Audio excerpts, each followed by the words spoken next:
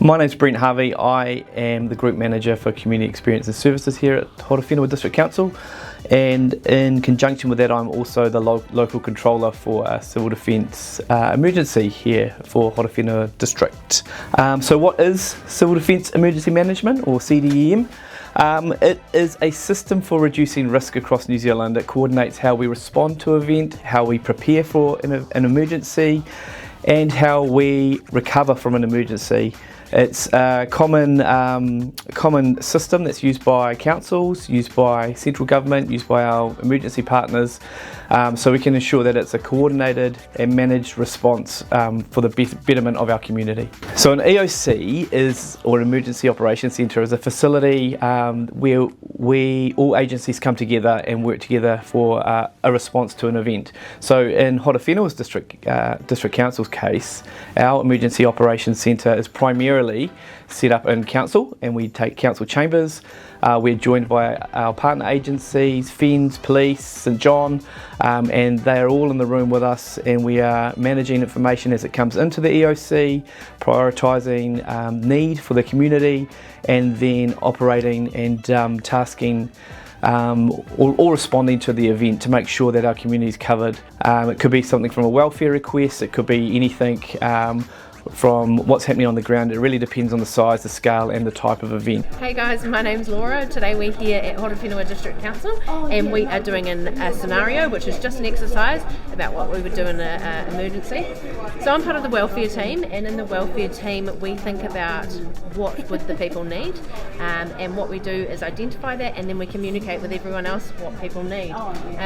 So this situation is pretty cool because it's very real and it could happen any single moment, and it's going to be great to know what to do if there is, when there is an actual emergency. If you are involved and you need assistance in any sort of emergency, the best case to get assistance is, firstly, if it's life or death, you ring 111 and ask for police, fire or ambulance. If you need some support from council, the best bet is to ring council's main line 06 366 0999. We have staff in the Emergency Operations Centre who are trained. When a call comes in, they'll triage it and it will be allocated to a different desk where it will be prioritised. We operate under a SIM structure, Coordinated Incident Management System, and we have a variety of functions that work underneath that, from welfare to public information to logistics, operation, planning and intelligence. In an event, the local controller is the one that is making the decisions, I guess, with the best information and using those functions that we just described, and all the information and intelligence that's coming in to respond to a particular event, whatever that may be. So we have really strong relationships with our emergency partners and our other agencies, our volunteer organisations. Every month here at Council we have an Emergency Management Committee meeting where we all come in together and we talk, and we what's topical for them at the moment. We talk around what's happening in the civil defence space, what's happening in the broader community.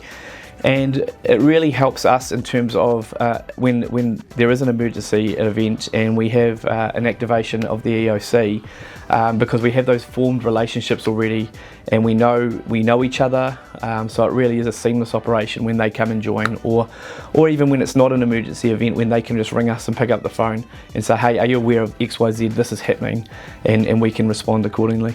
In addition to our partner agencies coming into an EOC, our Emergency Operations Centre is primarily manned by council staff. Our staff are trained not only in their day-to-day job, and they bring their technical aspects of that, but they're also trained in civil defence emergency management. So we could have a staff member who is a parks and property manager, for example, is their primary role in the office environment. However, in an event, they will, in this particular instance, are the logistics manager. So they will look after all things logistics in an event. We practice this. We do 1 or 2 full-scale exercises per year where we will set up the EOC. We will have a scenario and put the teams through their paces. We've participated in national and group exercises where we test our systems, test our processes, and we look to implement learnings from those exercises finally after a debrief. The most critical thing that I think the community can do is to be prepared. We don't know what's going to happen or when it's going to happen. So in the event, say, of a large-scale earthquake that could come out of the blue at any point in time, and that could be significant, that it impacts the whole district, the whole group. It's beyond our boundaries. So you could be isolated for a period of time without power, without water, with only the food that you have available before help can arrive. So the biggest thing is being prepared and being able to look after yourself and be self-sufficient, checking on your neighbours in those events. We can't be everything to everybody all the time as much as we want to, and we have to prioritise our response based on the need. And so it may mean there's some communities that are isolated for a period of time, and despite our best efforts we can't get in there. So it's really critical that community preparedness and being able to be self-sufficient for a period of time following an event. And as part of that preparedness, you can also purchase water tanks for your house here from council at cost, at the same price that we get them for.